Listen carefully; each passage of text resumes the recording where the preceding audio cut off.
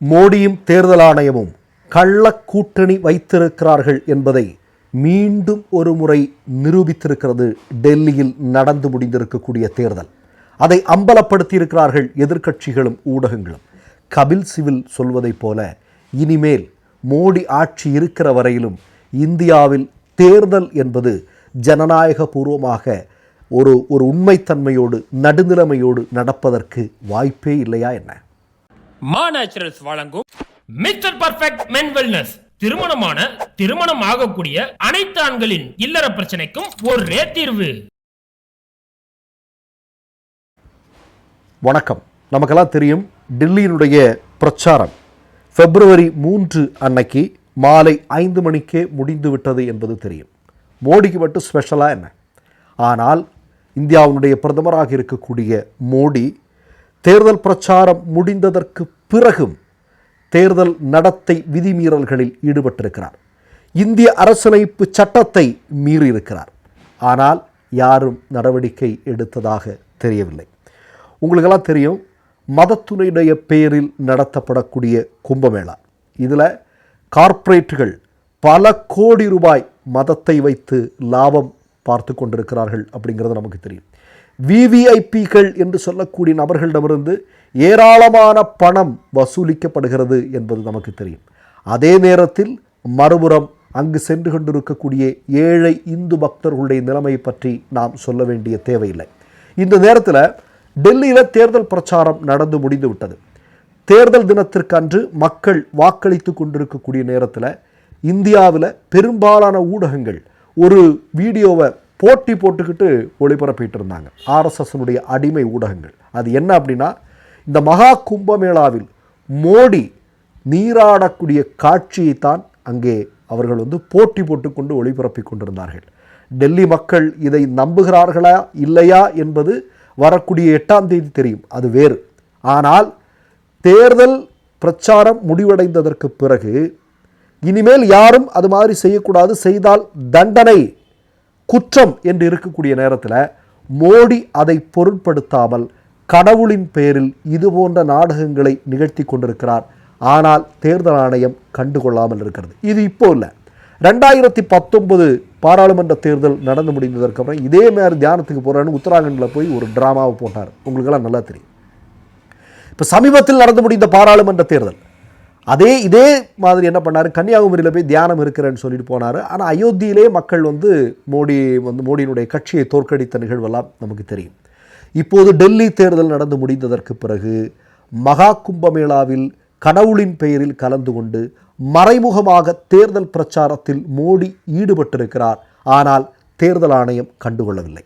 இப்போ நீங்கள் ராஜ்தீப் சர்தேசாய் என்று சொல்லக்கூடிய இந்தியாவுடைய மிக முக்கியமான ஊடகவியாளர் ஒரு கேள்வி கேட்டிருக்கிறார். என்ன அப்படின்னா, டில்லி தேர்தல் பிரச்சாரம் February 3 அன்று மாலை 5 மணிக்கே முடிந்து விட்டதல்லவா? இன்று டில்லியில் வாக்குப்பதிவு நடைபெறுகிறதல்லவா? வாக்குப்பதிவு நாளின் கடைசி நிமிடம் வரை கூட வாக்குகளை ஈர்க்கும் நிகழ்ச்சிகள் நடப்பதை கேள்வி கேட்க யாருமே இல்லையா? தேர்தல் ஆணையம் எங்கே? இப்படிங்கிற கேள்வியை அவர் கேட்டிருக்கிறார். நான் என்ன கேட்கிறேன், மோடி எலெக்ஷன் நடக்கக்கூடிய டெல்லி எலெக்ஷன் நடக்கக்கூடிய அதே நாளில் கும்பமேளாவில் போய் ஒரு நாடகத்தை போடுறாரு, சரி. ஆனால் அங்கு சென்றவர், அங்கு ஏராளமான இந்து பக்தர்கள், ஏழை இந்து பக்தர்கள் கூட்ட நெரிசலில் சிக்கி இறந்து போனார்கள் அல்லவா? 30 பேர்னு சொல்கிறாங்க. ஆனால் கணக்கு இன்னும் பெரியது என்று சொல்கிறார்கள். ஏன்னா அந்த கணக்கை இன்று வரையிலும் யோகி ஆதித்யநாத் சரியாக சொல்லலை. பாராளுமன்றத்தினுடைய அவைகளிலேயே மக்களால் தேர்ந்தெடுக்கப்பட்ட எதிர்க்கட்சியை சார்ந்த பிரதிநிதிகள் கேள்வி கேட்டவரை கூட பொத்திட்டு கள்ளமௌனமாக இருக்கக்கூடிய பாஜகவை நாம் பார்த்து கொண்டிருக்கிறோம். இந்த நேரத்தில் கும்பமேளாவில் நாடகத்தை அரங்கேற்றுவதற்காக மோடி சென்றிருக்கிறார், சரி. நான் என்ன கேட்கிறேன், அங்கு இறந்து போன அந்த பக்தர்களுடைய வீடுகளுக்கு சென்றிருக்கலாம் இல்லையா? இல்லை அது குறித்து ஒரு வார்த்தை பேசி இருக்கலாம் இல்லையா? ஏதாவது பண்ணியிருக்கலாம் இல்லையா? இல்லை அதை எப்படி நீங்கள் அதை சரி இப்போ பண்ணிகிட்டு இருக்கிறீங்கிறத பற்றியெல்லாம் விசாரிச்சிருக்கலாம் இல்லையா? அதை பற்றி எதுவுமே கேட்காத மோடி டெல்லி தேர்தலில் மறைமுகமாக மக்களினுடைய வாக்குகளை ஈர்ப்பதற்காக கும்பமேளாவில் சென்று நீராடக்கூடிய நிகழ்வை அரங்கேற்றி இருக்கிறார். நான் என்ன கேட்கிறேன், நீங்கள் உங்களை கடவுள் விரும்புகிறது என்றால் நீங்கள் கடந்த தேர்தலில் வெற்றி பெற்றிருக்கணும். நீங்கள் போட்டியிட்ட வாரணாசியிலே என்ன நடந்தது? 3 சுற்றுக்கள் பின்னாடி இருந்தீங்க. இப்போ இதில் நான் ஒன்று சொல்ல விரும்புகிறேன். தேர்தல் ஆணையமும் மோடியும் கள்ள கூட்டணி வைத்திருக்கிறார்கள் என்பதை மீண்டும் மீண்டும் நிரூபிக்கக்கூடிய ஆதாரங்கள் தொடர்ந்து வெளிவந்து கொண்டிருக்கிறது. உங்களுக்கு நல்லா தெரியும், டெல்லி தேர்தலை ஒட்டி அரவிந்த் கெஜ்ரிவாலும் அதிஷி போன்ற ஆம் ஆத்மி கட்சியினுடைய மிக முக்கியமான தலைவர்கள் எல்லாம் போய் தேர்தல் ஆணையத்திட்ட முறையிடுறாங்க. எப்படி? ஏராளமான போலி வாக்காளர்கள் சேர்க்கப்பட்டிருக்கிறார்கள், திடீரென்று ஏராளமான வாக்காளர்கள் சேர்க்கப்பட்டிருக்கிறார்கள்.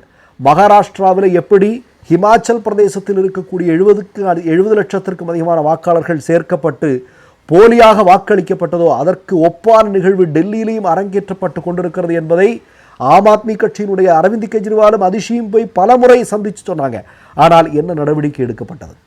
எந்த நடவடிக்கை? இவ்வளவுத்துக்கும் நீங்கள் பார்த்தீங்க அப்படின்னா 57% வாக்குகள் தான் டெல்லி தேர்தலில் பதிவாக இருக்கிறது என்று சொல்லப்படுகிறது. இவ்வளவுத்துக்கும் நீங்கள் நேற்றுக்கு வாக்கு பதிவு நடந்து முடிந்ததற்கு பிறகு சங்கபரிவார கும்பல் ஆர்எஸ்எஸ்னுடைய அடிமை ஊடகங்கள் போட்டி போட்டுக்கொண்டு பிஜேபி தான் பெரும்பாலான இடங்களில் வெற்றி பெறும், பெரும்பாலான சர்வேக்கள் என்ன பாஜக அங்கே ஆட்சியை பிடிக்கிறது என்றெல்லாம் சொல்லிக் கொண்டிருக்கிறார்கள்.